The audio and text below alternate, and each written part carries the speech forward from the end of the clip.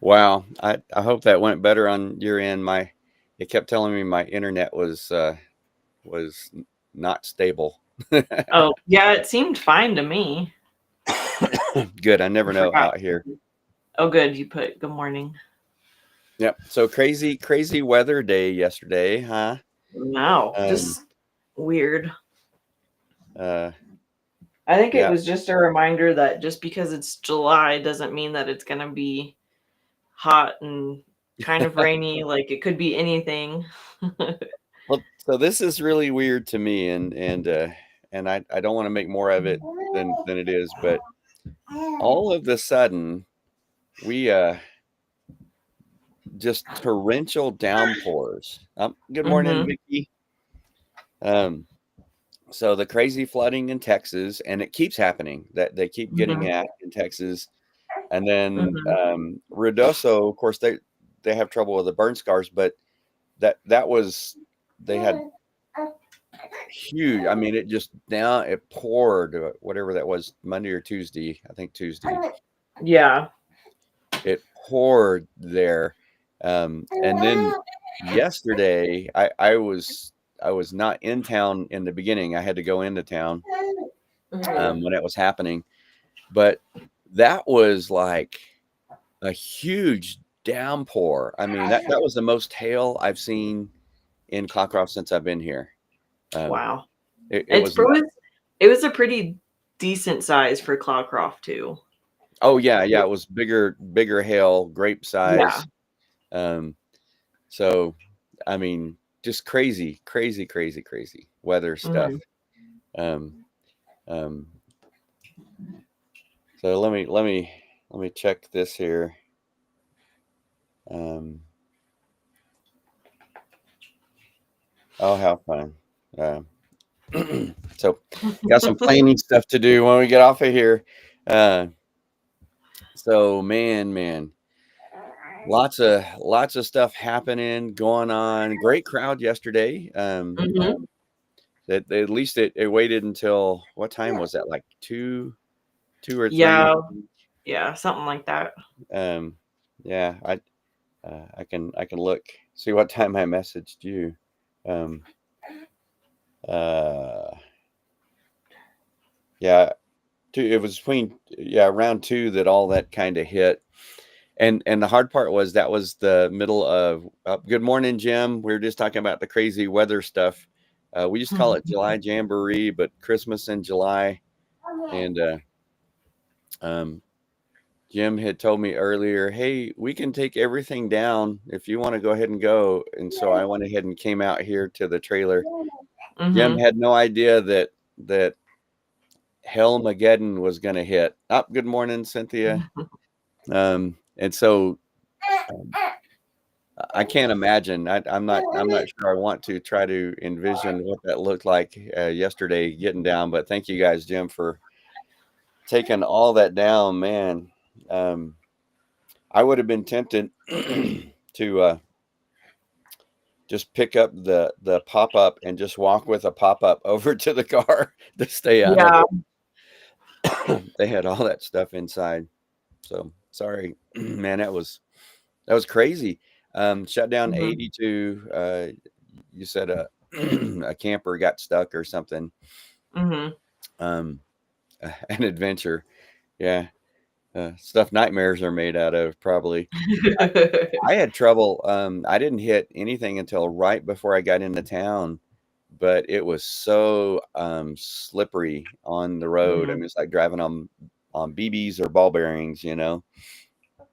So crazy weather stuff. Yep. Hopefully we won't get too much more of that. Just nuts. Um, yeah, and then uh, this is our tiny bit of a breather, but not much of a breather as we plan to get ready for all the stuff kicking off in fall. Um, that's right. Yeah. Um, doing a deal for the Mountain Moms, for Kids Club, for our Hmm. students. And yikes, crazy days already. But Yep. but what we wanted to talk about this morning is uh, and I put tithes and offerings in the title, but really, just just what does giving look like in the New Testament, and what are the different ways to give and the different kinds of giving? I just got a notification that we're live. That's nice to know that we're. Um, so so I'll let you guys chime in. Uh, uh, Why and when I make it so vague like that, I know it's kind of hard, but so we know. I'll give a little bit of foundation first. So we know in the Old Testament, especially yeah, in the Old Testament in the law, that they were commanded to tithe. The word tithe means to give a tenth, and Hmm. so we've kind of uh, in our lifetime, my lifetime, we've kind of brought that over as a beginning place of giving, the beginning of 10%, and that's not a bad thing at all. Although that kind of freaks people out when you talk about giving 10% of your income to the Hmm. church. Um, but we know, just boy hammered that big time all the way through Galatians. We're not under the law; we're under grace, and so the 10% thing isn't like a hard and fast mandatory kind of rule for us. So I'll just I'll let you guys tie in. I'll let you guys chime Hi in. then. And you can give your Hi 10% then. here. Give your 2 cents worth. You guys chime in. So what is giving, tithing, offerings? What does that look like in the New Testament in our context where we are? Um, y'all jump in there, and then we'll talk about some principle kind of stuff, because I think principles are good. Principles can guide us no matter what our situation, and even though the application may change, the principles don't. So what are some things that you guys have? He's this is his the time of the morning when he starts wanting his second breakfast, huh? He already had his second breakfast. Oh, did he? He has the hiccups. It makes him mad. Poor little guy. And he's probably tired. Yeah. Yep. That's because we talked about everything that we have to do. It just made him tired. I know. He's like, I'm just done. Oh wow. So Jim hit it. I'm gonna bring up that verse in I think it's Second Corinthians, First Corinthians, Second Corinthians, um, uh, Second Corinthians. So the overriding thing, I like the way Jim put stuff in very contemporary terms, given with a grin from the inside rather than by obligation, giving out of cheerfulness, not out of obligation. Somebody came and stole that little boy. Hmm. I think he would have gotten loud. so so we give because we want to. So give from our heart, um, not because we have to.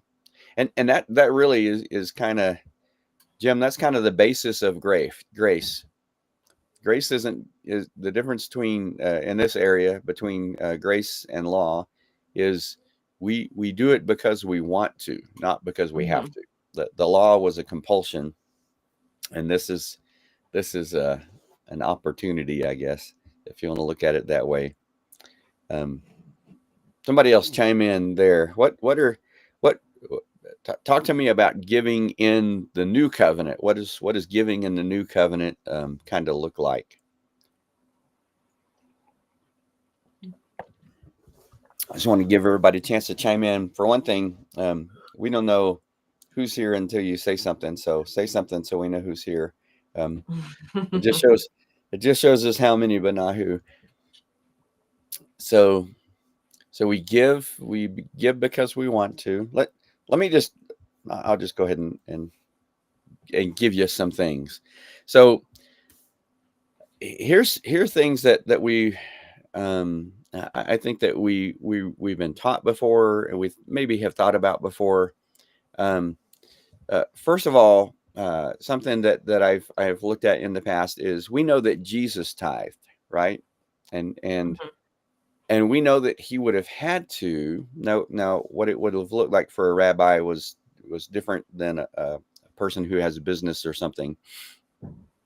But we know that that's true, because the Pharisees, the Sadducees, the religious leaders were always looking for a reason to slam Jesus on something, particularly about the law, right?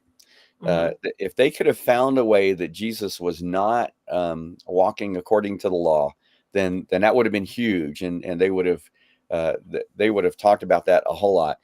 In fact, one of the things that we see, they were trying to get him on taxes because then they could get the Roman rulers involved and get him in trouble with the Romans. That should we pay taxes, or not? That was kind of their thing. And Jesus hit them with a give to Caesar what's Caesar's, but that wasn't the point of that. Give to God what's God's. That was the point that he was getting across to them. Then there was the time that they came to collect taxes, and Jesus told the disciple to go and get that fish, look in the fish's mouth, and then give that to them. So Mhm. those kind of weird things. But we know that Jesus had to have been tithing. He had to have been following the law, or the religious leaders would have nailed him on that. So no, we know that Jesus did. That doesn't mean that the tithe, the way that it was in the law, applies to us in the same way, um, because Jesus fulfilled all the law where we could not. Right? I mean, that was the point. Jesus said, "I didn't come to abolish it, but to fulfill it." So he fulfilled the law. He didn't like say, "All right, that didn't work. Forget that." He completed it for us. And so that's one thing to think about. Jesus did, but that doesn't mean that we are under the law. Just because Mhm. Jesus fulfilled the law doesn't mean that we're under the law. In fact, it means that we're not. Um, Here's another thing that we need to think about when we talk about the law and Sermon on the Mount. When Jesus said, "You have heard that it was said," and then he would quote one of the old covenant laws. But time he did that. Now he didn't do that specifically with tithing, but he hit a couple of them, a few of them actually, murder and adultery most notably. But when Mhm. Jesus did that, he never lowered it. He raised it from the letter of the law to, when he said, you've heard that it said that you shall not commit murder. Um, but someone who has hatred in your heart for your brother has committed murder already. So he took it out of, just the letter of the law to Mhm. the intent. So he actually never lowered anything from the law. He raised the expectations, because like Jim says, it comes from the inside now. It's not rules from the outside, but and under grace it comes from the inside. So that's something to think about too, that Jesus didn't, he didn't just wipe away all those. And that's where people kind of freak out a little when you say we're not under the law anymore, we're under grace, that the old covenant has passed away, it has become obsolete. All those are words that says it uses in the Bible. um, so people freak out, oh no, so we can do whatever we want. No. uh, that's not what grace means. Grace doesn't mean we can do whatever we want. It means that it comes from the inside now. It's not rules from the outside. It's from God changing our hearts. Um, so that's another thing to think about too. Uh, the other thing is, we don't see a whole lot. Now, Jesus talks about giving and money a lot, but we don't see a whole lot in the rest of the New Testament, um, about, like, there's no hard and fast rules, I guess, for that in the New Testament. And so that's kind of where we come to. So where we are, particularly as, I know my generation and older, they would have said in church, just give a tenth. We know we're okay if we do that, Mhm. to give the tithe. Um, but but I know that my generation and older were more obligation driven, responsibility, duty, that kind of thing driven. Younger than mine, so that would be uh, your generation and down. Um, uh, what you guys are looking more for is the reason behind the purpose. Really, you're more purpose driven than obligation driven, Mhm. and so that's kind of where we find ourselves in our current church age, I guess we should say. So so in there, you don't give because you have to. That would be obligation. You give because you want to, because there's a reason, and so Mhm. that's kind of where we find ourselves these days. So let me look. This is one of the few places, and Paul is talking here about a special offering, but I think we see. Well, I don't think. I know that we see some principles that are in here, and this is Second Corinthians chapter 9, um, starting with verse 6, and I'll go down to 9 or 10. It says, "The point is this: whoever sows sparingly will also reap sparingly, and whoever sows bountifully will also reap." Something here that I think is important for in our current context. Each one must give as he's decided in his heart, not reluctantly or under compulsion, for God loves a cheerful giver. And God is able to make all grace abound to you, so that having all sufficiency in all things at all times, you may abound in every good work. And then he goes on to say, verse 9, as it is written, he has distributed freely, he has given to the poor, his righteousness endures forever. Verse 10 says, he who supplies seed to the sower and bread for food will supply and multiply your seed for sowing and increase the harvest of your righteousness. And then he goes on to say here, verse 11, um, you'll be enriched in every way to be generous in every way, which through us will produce thanksgiving to God. So what Paul's talking about here, really, I think is a principle, two principles that I see. I held up two hands. That would be four. Two Yeah. principles, yeah, that I can see that Paul presses into, and we know that especially that this applies to those of us on this side of the law in the new covenant under grace. One is this that if we sow sparingly, we reap sparingly. And so what Paul is getting at is, and we see this in Acts chapter 2 in the early church, that we need to have generous hearts. That doesn't just have to do with giving to the church, but giving with other people. That we need to have generous hearts. One of the ways that I think that we can do that is to realize everything belongs to God anyhow. Mhm. We're just stewards of that. We're just managers of God's stuff. And so I've always said it's a lot easier to be generous with other people's stuff, isn't it? You know, Mhm. if a billionaire came and said, "Hey, Larry, I want to give you $10 million to distribute to people who might have need," it's easier to give somebody else's stuff away, right? Um, Mhm. and so that to me is one of the ways that we can do that. Just realize that we're just managers of God's stuff. It's all His, and we're called to be generous with that. And what Paul is saying, that this is a principle, and it's not just here. We see this Paul's applying to money, but it goes with everything. That if you sow sparingly, you reap sparingly. So Paul's saying, look, be generous with stuff. We Mhm. kind of see this in Malachi chapter 3, which is the end of the Old Testament. That's under the law, the old covenant. But God says, test me and see. If I won't open, the windows of heaven, I think is the way that He says, and pour out a blessing that you can't even hold. And there specifically, He's talking about the tithe and stuff. So the first principle is one of sowing and reaping, that we're called to be generous, that we should be generous. It's not our stuff.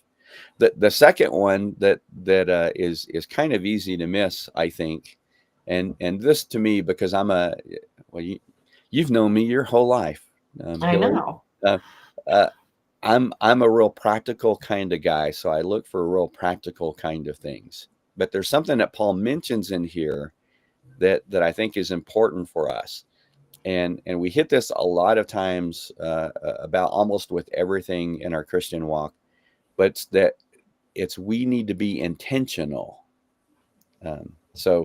So not just generous with stuff, but we need to be intentional about it. And what Mhm. Paul says here, um, let me back up because it's close to the beginning. Paul says, um, each one must give as he has decided in his heart. So here's the deal. Um, and and and there are a couple of different ways. Let me give you the deal. I jump ahead of myself. Here's the deal. Uh, we need to just sit down and if you're single, then you sit down with you and God. If you're married with a family, you sit down with you and your family, or you and your spouse. But we need to say, what is it we're going to give? I love the way one pastor talks about it. He says, regular percentage giving is the best way to do it, and that's just his suggestion for being intentional. Now when we say Mhm. that, does that mean it has to be a tenth, 10%? Not necessarily. Paul just says here in this, uh, give as, another translation says, as God has purposed in your heart, so however the Lord leads you to give. But he says here, as you've decided. So you're intentional about that you be intentional about the way you give. And and I know that's going to look differently for some people. And Mhm. I know my generation and older, if it wasn't at least a tenth, then then we push back on that. I would just say, if I were sitting down with a young couple, a young family, that you guys just pray about it, just see what God would put on your heart, and it might Mhm. be that you just start somewhere and then you reevaluate that, and you can increase that as you go. Um, but regular percentage giving, when we're talking about giving, and that would be what we would call tithes kind of thing, when we're talking about that, I think that's something that you just need to purpose in your heart, set aside, decide to do, and just do. And that's hard in our current culture because nobody has just money floating around. Mhm. Everything, and especially these days, it costs so much to go to the grocery store. Everything's tight. But here's what that does. That reminds us that we're dependent on God. Now, the tithe under the law was the first part, that you give the first part. I see that as a very practical thing because um, we don't want to be in the habit of giving God leftovers, right? Mhm. And when we give first to God, then that really puts us in a position where we have to trust Him for other things. So for giving, that when we talk about giving, that's what we're talking about. Regular percentage giving as God has decided in your heart. Offerings are like another whole nother realm, and we use those kind of interchangeably in our church. I probably say tithes and offerings. Uh, Tithes, I would mean the regular giving. Mhm. Offerings is giving that's outside of that. So that might be for missionaries. That might be if God just puts it on your heart. Um, but that's different. One of the reasons that I say that whenever I talk, or I try to say it whenever I talk about giving on Sundays, you pray for our tithes and offerings, is because um, we have people who give that is not, it's not part of their regular giving. In fact, we had a lot of people yesterday, and many of them are guests, they're visitors, but they give. Mhm. We have people. This is so. I've never. This is the only church I've seen this in. Um, but we have people who who don't live here who give, and I'm assuming it's in addition, like that they have their church that they give to, but they give to us too. Those would be offerings. Those would be over and above. And one of the ways that I think this is kind of cool to do, um, is to to just set money aside for that. Paul talks about this. This was a special offering he was talking about, but set money aside for that. And if you do that, that's, you got your regular giving, but then Mhm. set money aside for things that God prompts you to do.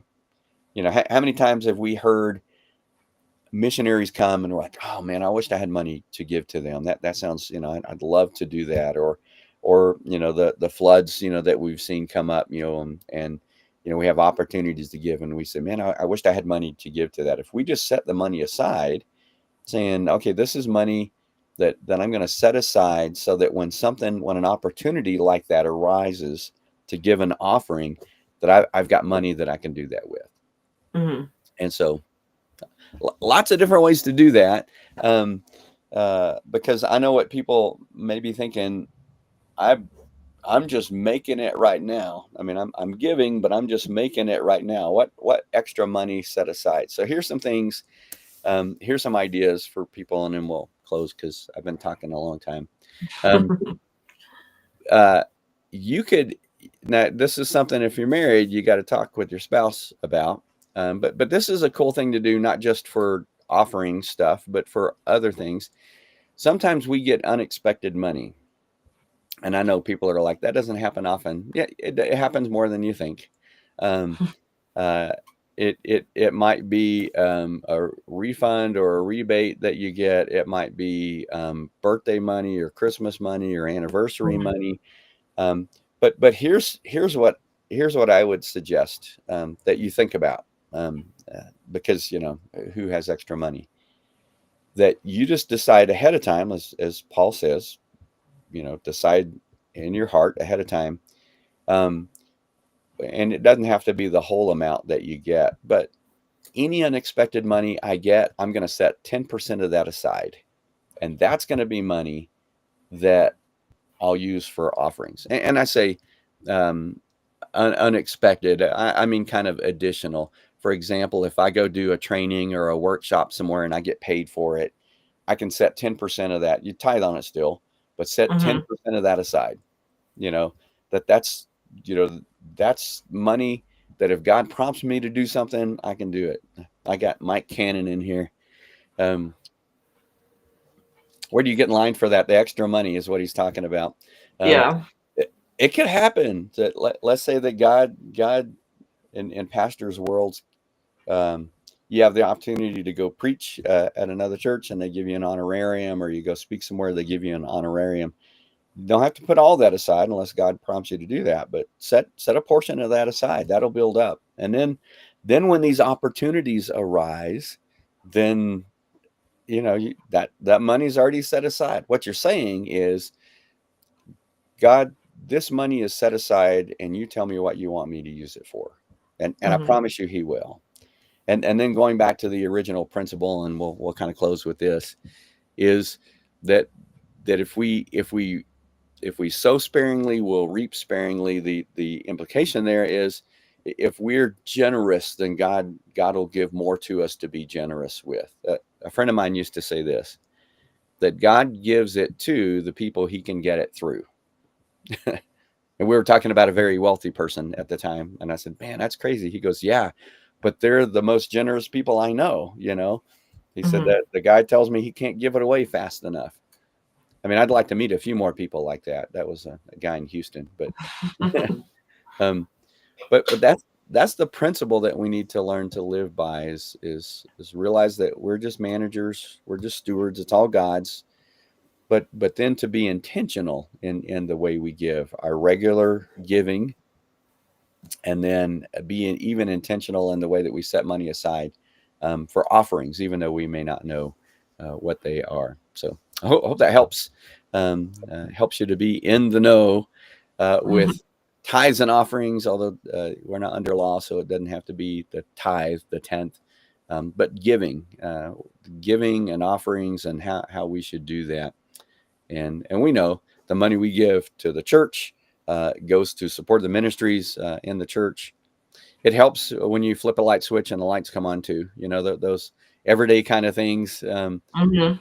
Yeah, but it goes to support the ministries that God has called the church to. And so that's That's tithes and offerings, or giving and offerings. I would say in a nutshell, but that was a pretty long, how long? 32 minutes. Yeah. Let me pray for you guys. I'm obviously out of the office this morning, so thanks, Hillary, for setting all that up there in the studio and joining me and bringing little Yep, Obadiah on for as long as he could stand it. I know. Yeah. Let me pray for you guys, and then we'll send you out into your week. Father, thank you for your love. Thank you for the way that you provide for us, the way you take care of us, and God, the way that you just choose to use us to bring the gospel to a lost and dying world. Help us to do it well. And God, I pray that, Father, you'd help us to be good stewards of everything that you've put into our care, our time, our resources. Lord, all of those, our gifts and talents, everything that you've put into our care, help us to be good stewards of those, Lord, so that you would be honored and glorified, and so that people could come to faith in Jesus. We pray this in Jesus' awesome and mighty name. Amen. Well, thanks for jumping in, guys. And we will see you on Wednesday. Jim and I will jump into the introduction to Ephesians, that the gospel story changes our story. Love you guys. See you on Wednesday.